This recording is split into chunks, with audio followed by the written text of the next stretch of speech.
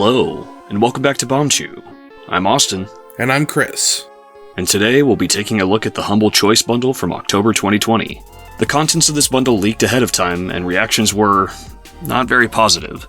Even for me, as someone who tries not to pass judgment before playing, I was puzzled by some of the picks here. But let's take a look and see if we can find any games that are worth our time.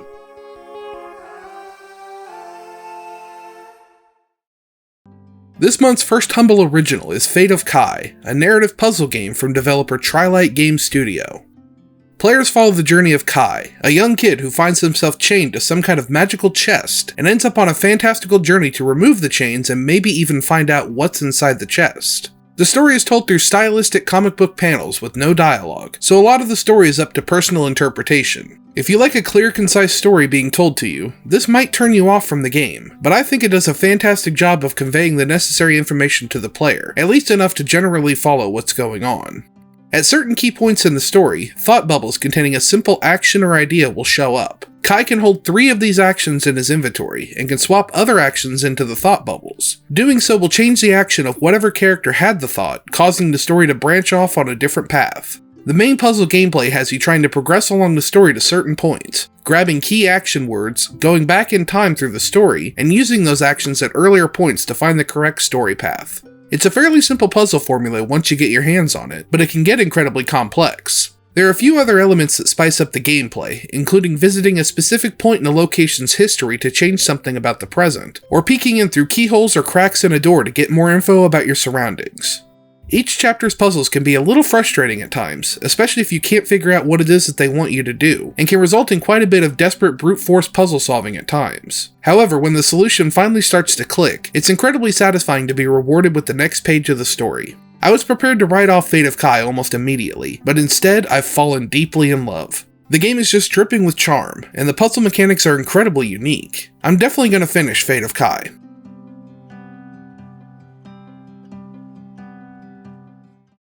The second Humble original this month is Syzygy, a literal shape-shifting puzzle game.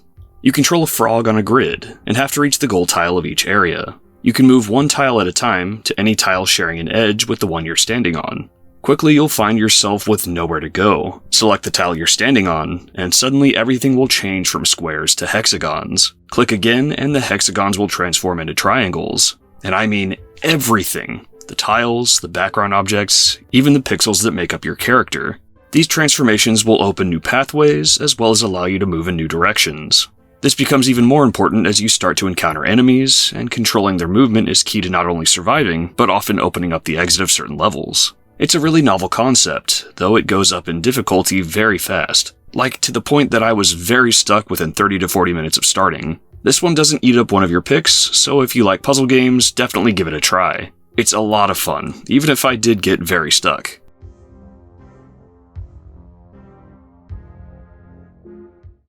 Lightmatter is a first-person puzzle game where darkness can kill you.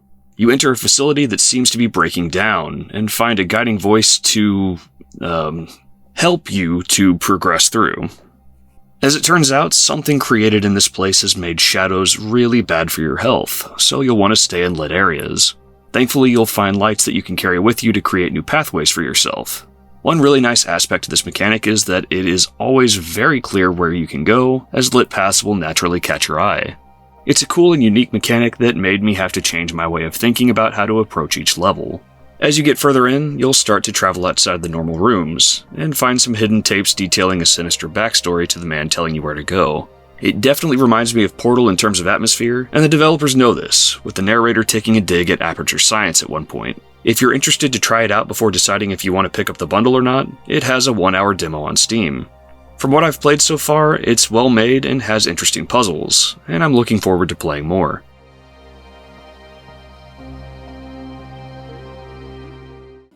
Basement is a drug empire simulation game from developer Half-Bus and released in November of 2019. Basement puts you in the shoes of someone down on their luck, trying to make their dream video game, who ends up relying on selling drugs in order to fund their dream. Gameplay feels very similar to Sim Tower, and is fairly intuitive once you spend a little time figuring things out. You can place different rooms, expand your buildings by digging out new basement rooms, upgrade your rooms, and interact with nearby buildings. In order to get your fledgling drug business going, you'll need to construct grow rooms, rooms for selling product, lockers so you can hire employees, storage rooms, generators, and more as you seek to expand and improve. The basic gameplay loop is satisfying, if not a little bit simple. Optimizing the room layout to maximize your employees' work feels good when you really start to streamline things. The tutorial levels that you play through do a good enough job of teaching you how to play, but the detailed tutorials in the menu are a complete mess. I don't know what language this started out in, but it's definitely not English. Steel yourself as you try to decipher such lines as, "Read dialogues to understand what is happening, how to be," or other lines such as, "For this you can quickly press the left mouse, and skip replicas one by one, but if you will, skip dialogues. You will not understand anything and you will die all the time." Descriptions of game mechanics are vague, flippant, dismissive, and just generally unhelpful in every way. Tutorials will mention some mechanic or detail, and 2 sentences later, tell you to ignore those details as they're boring or bullshit and don't really matter.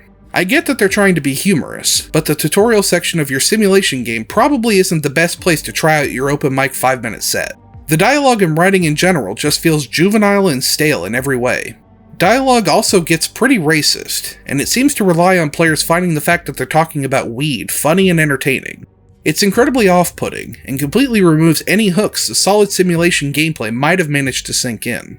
Basement is the embodiment of an edgelord teenager trying way too hard to be funny, and making sure everyone knows just how much they love drugs. It's not funny, it's not endearing, it's not even interesting. It's extremely immature, and it makes me regret spending any time with this game at all.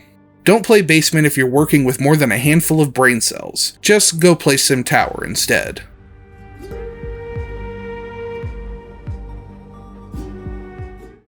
The Uncertain Last Quiet Day is a Telltale-style adventure game about robots living in a world where humanity is now extinct.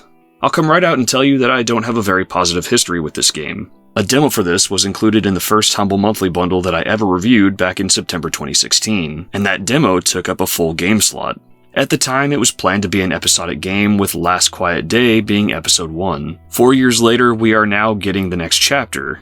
Quite the gap in episodes, especially given the inspiration from Telltale. The developer has dropped all mention of episodes and the game being episodic from its Steam page, but if you look online, you can find an interview with the developer before the first episode came out talking about why they felt an episodic format was a great fit for the game. On top of all that, I had a bunch of problems with that demo, and very little interest in checking out the game when it launched. With that said, I came in not very pleased to be playing this game, but I did see some significant improvements over the demo that I played 4 years ago, so let's get to the game.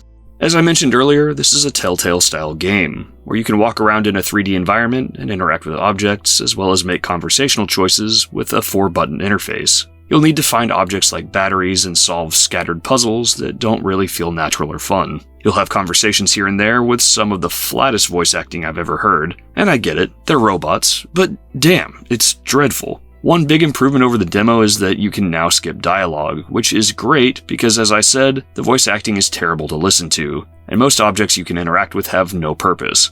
The story seems like it could be interesting in broad strokes, but based on the first chunk that I've played, it also feels like it will be a tedious 3 hours to get through. I should note, this game was made free for Steam recently for a period of time, so a lot of people who look for cheap or free games, like people who usually buy bundles, will already have this game.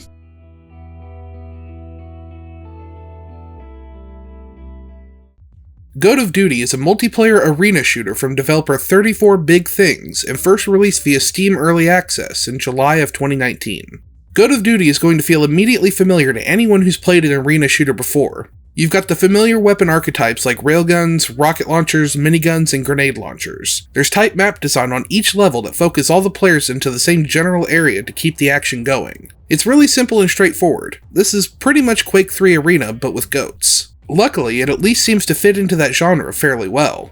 Playing Goat of Duty, I was surprised by how much fun I was having. The movement and shooting feels as tight as it should, the maps are pretty well designed, and the music. Oh my god, this music. It's so much better than it needs to be, and I was having a blast just rocking out to the music and blasting goats into giblets.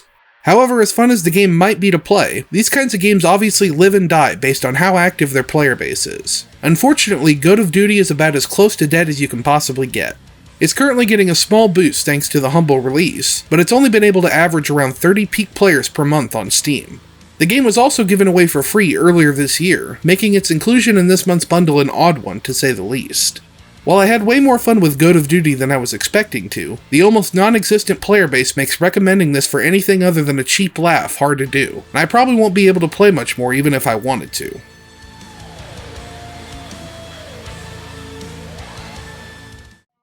This next game contains discussion of suicide. If this is a troublesome subject for you, you may want to skip to the next game using the chapters on the video timeline or the timestamps listed in the description.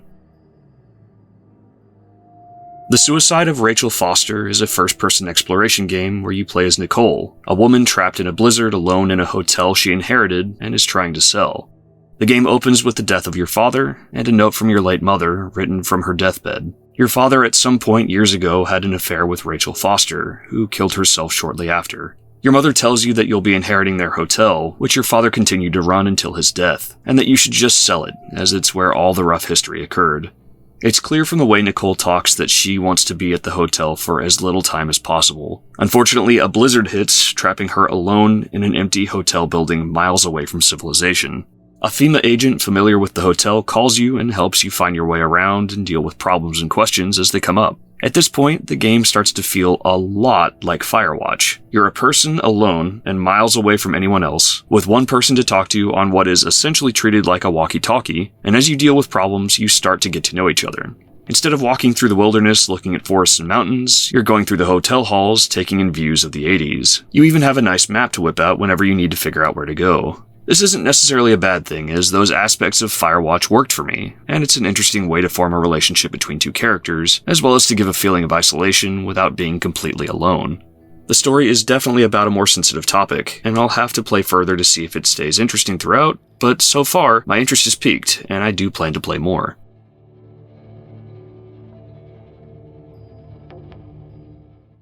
Fantasy Blacksmith is a blacksmithing simulation game from developer Heaven Brotherhood and released in November of 2019. Fantasy Blacksmith follows in the vein of all the other mundane task/job simulation games, for better or worse. You'll spend most of your time forging swords of different designs and with different materials. You'll need to heat up the ingots, hammer them into shape, temper the blade oil, sharpen the blade, then assemble the sword. Each step will vary in quality of work, depending on how well you do in each minigame that's associated with each task. At the end, you'll have a sword, which you can then sell for a price depending on the materials used and overall quality. Let's just cut to the chase here. This game is not good. It's actually pretty bad in just about every aspect. The controls only seem to work at random times. Sometimes when you press a button, something will happen, sometimes you'll need to mash it a few times, and other times nothing happens at all. The tutorial is especially frustrating, as each tutorial message is overlaid on top of everything, regardless of what you're doing at the time. You're supposed to be able to push a button to make the message go away, but I could never actually get this to work, and the messages would randomly disappear on their own. The game has very little to offer visually, as it seems to be thrown together using fairly generic assets. The music sounds like canned music samples that would be included on an old Casio keyboard from the 80s. Oh, and the game comes with this handy little feature where every 4 minutes or so, someone knocks at the door and gives me a handy little jump scare thinking someone was at my door every time. And here I was thinking the October bundle just didn't have much to offer in the way of horror. Thanks, Fantasy Blacksmith. Honestly, there's just not much here to keep your interest. You can apparently do some mining to gather your own materials, and enchant swords with magic at some point, but I feel no reason to keep playing to reach that content. When you get into the rhythm of heating the sword and hammering it out, it can almost be zen-like in a really nice way. However, the lackluster blade designs, crappy controls, uninspired visuals, and jarring sound design make it impossible to really settle into any kind of groove. There's a nugget of a great idea here, but I just can't see myself spending more time with Fantasy Blacksmith.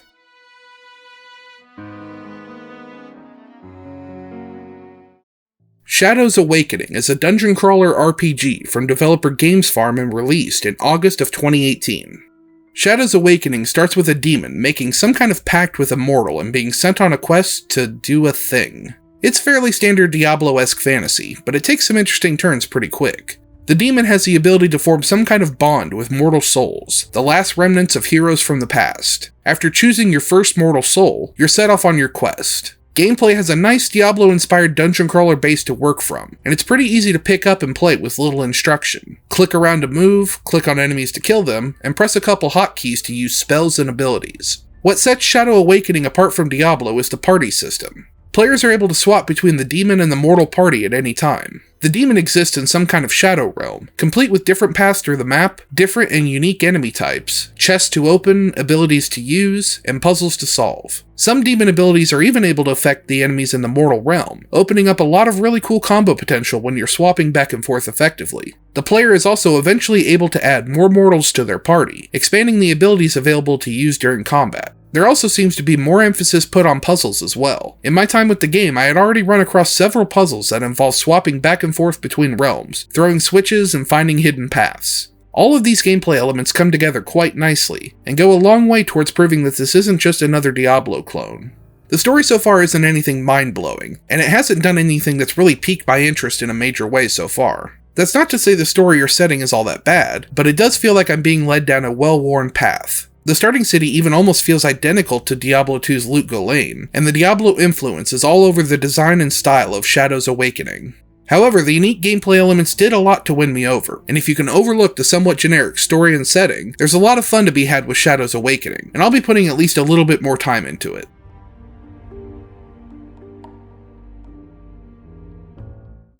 Autonauts is a casual crafting and automation game. You start off making stuff out of sticks and rocks like a stone axe, and before long, you're building robots and teaching them how to do your repetitive tasks, so you don't have to worry about them anymore. For a long time, I've said I generally don't like crafting games, but I think I've come to realize that maybe I just don't like purposely obtuse crafting games. Because against expectations, I had a good time here, especially in actively taking part in removing my own tedium by building something more advanced. Want to design and build your own setup? You can do that.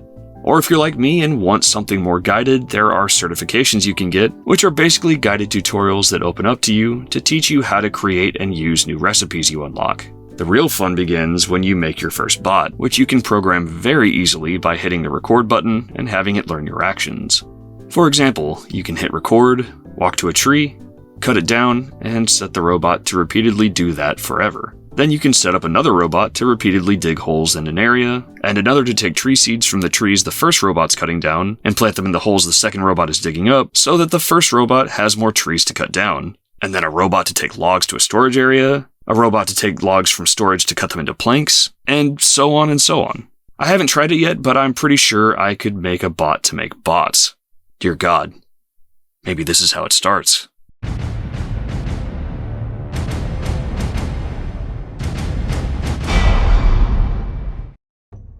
Iron Danger is a tactical RPG with time manipulation. On its surface, the game looked super boring to me. Something about a pulled-out camera makes it really hard for me to get invested in a game's story, and those are the games that seem to have big text-based stories. Thankfully, this story is enthusiastically voice-acted here, which helps things a lot. The other thing I usually don't like about RPGs like this is that it can be tough for me to see important details or enemies when I can see so much of the map at once, meaning I often get ambushed or sneak attacked during battle. But here's where the time manipulation comes in. During battle, you can rewind and fast forward time, represented by this bar at the bottom of the screen.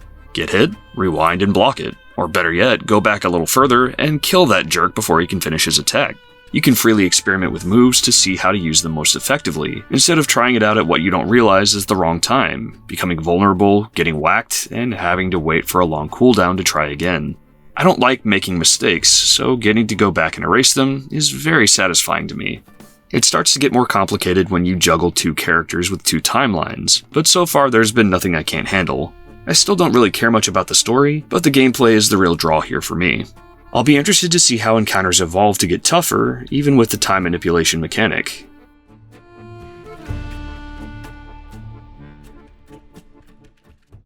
The first game in the Sunless bundle is Sunless Sea, a top-down survival exploration game with Lovecraftian themes.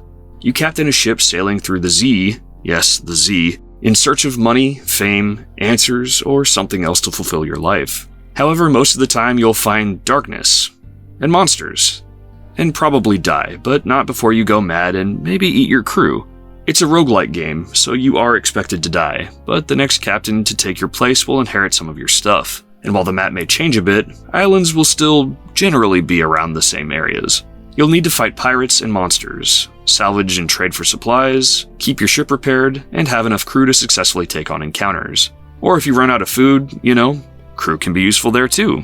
You'll also need to manage your crew's fear, as hanging out in darkness or generally evil areas, as well as handling encounters in certain ways, will raise the fear meter. And the higher it gets, the more likely you are to have surprise negative encounters, eventually ending in a mutiny and your death. I will admit, I'm not totally sure what I'm doing in this game. Combat's not so bad. As long as you're looking towards an enemy, your crew will be auto-targeting your shots for you, but managing supplies and keeping a good crew is tough.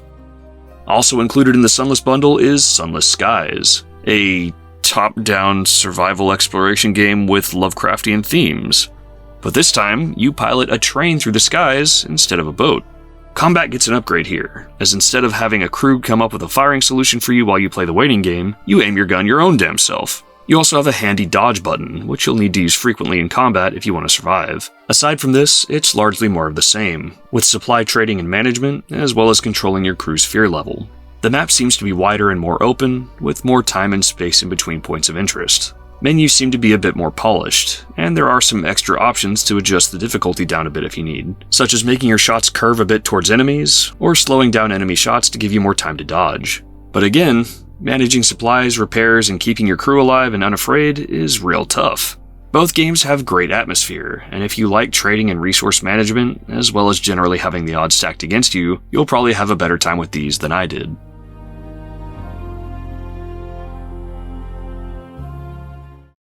Fae Tactics is a tactical RPG from developer Endless Fluff Games and released in July of this year. Fae Tactics was originally shown off with a demo in the May Humble Choice bundle, and I had the joy of being introduced to it back then. Imagine my shock when the game actually found my save file from that demo, and allowed me to continue from where I had left off at the end. Anyway, Fae Tactics takes place in a land where two different worlds have collided together. One is a relatively normal human world, and the other is a more medieval fantasy with creatures like harpies and fairies. The combination results in a sort of fantasy-tinted desert punk-style world, and it's one I'm happy to return to. Of course, as I noted in the demo, the real appeal of Fae Tactics comes in the rich tactical gameplay mechanics. You have your typical grid-based movement, with different attacks and abilities available for each party member. However, each party member is also equipped with an assist ability that can be used to power up other characters, as well as a special ability that can only be used if the character waits at the end of their turn, instead of taking an action. These abilities, combined with the position-based combo attacks, makes the depth of combat for each encounter incredibly nuanced and fun to execute. When you manage to get your party members into perfect position around a boss, and just completely let loose with a chain of combo attacks and spells, it's so satisfying to watch all the pieces fall into place. The main character also has an assortment of unique spells that can be used after a certain number of rounds have passed in combat, and each one is powerful enough to really sway the tide of battle. Fae Tactics even features an almost Pokemon-esque aspect to the gameplay. Killing certain smaller minion-type creatures will drop a summon card on the battlefield that you can collect. Collecting these cards adds the creatures to a list of allies you can summon alongside your party at the start of battle. While these creatures don't start out especially powerful, they have some really useful abilities, and they'll level up as you use them just like your normal party, unlocking stronger stats and spells. All of these elements come together in a perfect storm of tactical RPG gameplay, and really helps Fae Tactics stand among some of the giants in that genre. While I'm still not 100% involved in the story, the gameplay more than makes up for any shortcomings, and has me very interested in spending even more time with Fae Tactics, and I suggest any fans of the genre to do the same.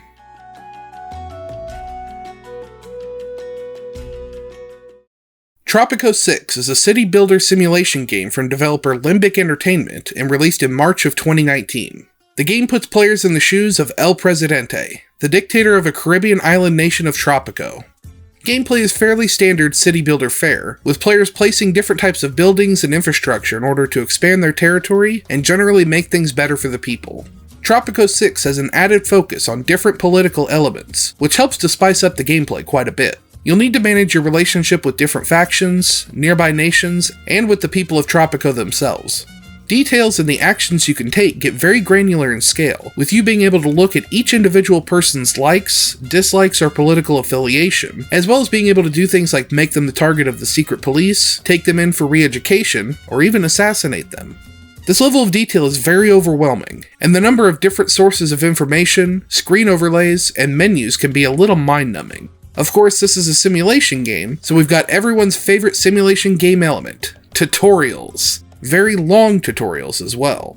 These are necessary, of course, as there's a lot of systems and mechanics available in this game. However, it still means dedicating at least the first hour of gameplay just to playing through tutorials, let alone the amount of time it's going to take for you to really start to grasp the moment-to-moment gameplay. I'm gonna be honest here, the Tropico series has never really done anything for me. I've tried to get into the series a few times before, as I do enjoy city builder games, but I always end up bouncing off of them after a few hours. Unfortunately, Tropico 6 doesn't do much to change that problem. There's just a flood of information that's thrown at the player, and even with the help of a lengthy tutorial, it's hard to keep your head above water. When I started to understand a little bit about the different systems, I could definitely see the appeal this game is going to have for a lot of people, but the time investment it's asking for was just way too much for me to keep up with. Fans of complex city building simulation games are going to have a blast with Tropico 6, but I won't be playing any more of it myself.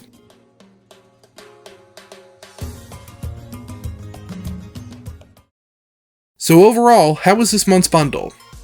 This is an odd month for me. The lineup of games available does look pretty weak on first glance, and diving deeper into a few of these titles doesn't do much to improve that perception. However, despite some incredibly disappointing games like Basement or Fantasy Blacksmith, there are still a lot of great games here as well. Fae Tactics is one of the best tactical RPGs I've ever played, and I'm finding myself counting the minutes until I'm done with this review and can start playing more Fate of Kai. The overall quality might not be up to par, but I think the peaks of this month's bundle are so much higher than some of the previous bundles.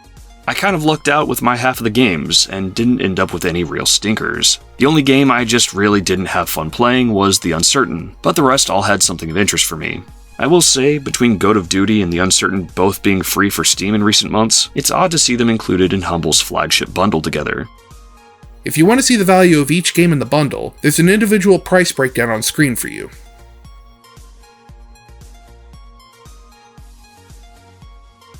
In what seems to be an ongoing trend, Premium and Classic subscribers this month will once again get access to all 12 games, and with both Humble Originals being full titles, you're definitely getting a lot of games for your money this month. I feel like if Classic and Premium subs are going to keep getting all the choice games without needing to pick and choose, Humble could stand to reduce the number of games to maybe increase the value of individual games a bit, or maybe to avoid situations like scrounging up stuff like games offered up elsewhere for free. Either way, we want to give a huge thank you to Michael Slater, Blake Harms, and all of our patrons over on Patreon. And thanks to you watching this video for making it to the end. We'll see you next time.